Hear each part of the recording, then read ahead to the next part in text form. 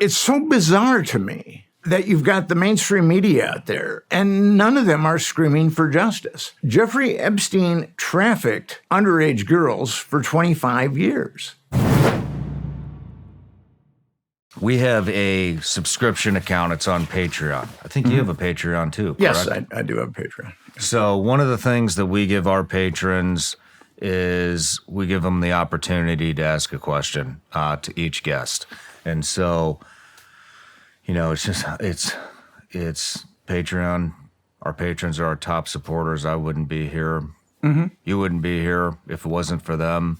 They've been here since the beginning. And so I just love to offer them this opportunity. So this is from Tyler Studd. Despite significant evidence, figures such as Sarah Kellen have not faced the same level of prosecution as Ghislaine Maxwell. I can never pronounce her. Ghislaine. Yeah. I'm sorry. It's a tough one. Yeah. I mean, I just hate to butcher her name.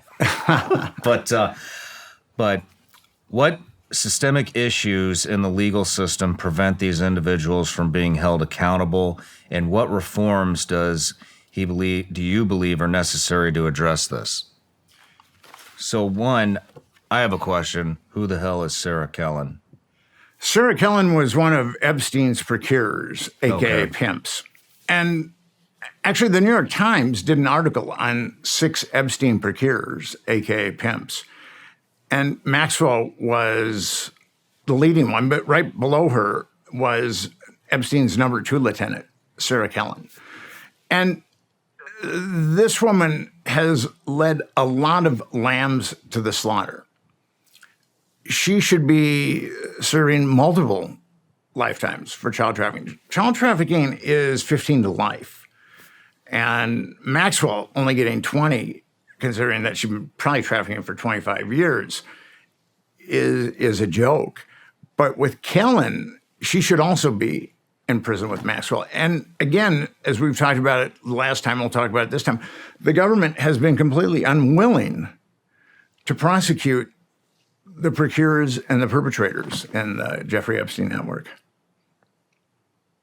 Well, it sounds like I know we're going to get into this, but it sounds like, what did you say her name? Sarah Kellen. The other one. Ghislaine Maxwell. Yeah, Ghislaine. Sounds like she's got a pretty cush prison sentence. Well, she's in a dormitory now. And generally people that are in dormitories, prison dormitories, they've been exemplary prisoners. They've done a lot of time and they're getting ready to get released. And Maxwell got into a dormitory after like 2 years. So obviously she's been given very cush circumstances. And Why do you think the media is so hesitant to cover this shit? I can speak from my own experience. Well, not hesitant. They just won't cover it. They won't cover it. The media...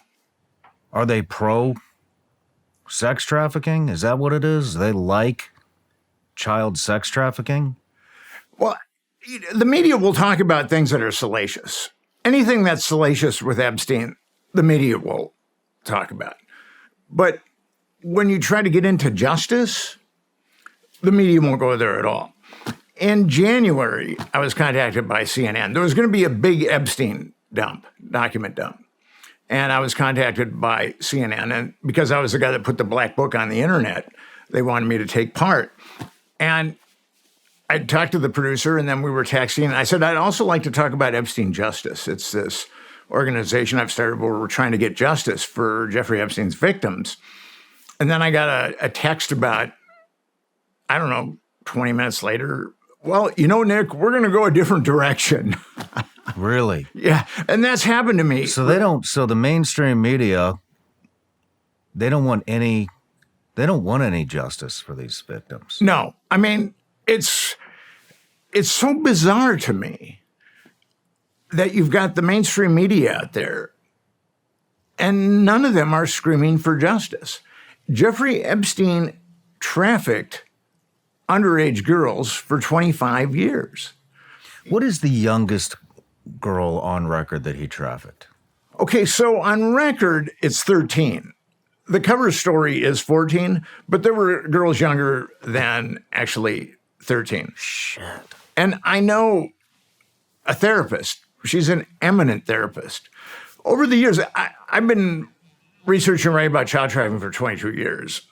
And the National Center on Sexual Exploitation puts on an international summit. And I've spoken at the summit 3 times. And the International Society for the Study of Trauma and Dissociation, which is a group of therapists that work with victims that have been abused, gone through horrific abuse. I've spoken at their international conference. So when it comes to people in the anti-trafficking community and also people that work with victims of trafficking, I've got a pretty good name. And I've befriended a couple of them that have told me that, and one of them is really an eminent psychologist.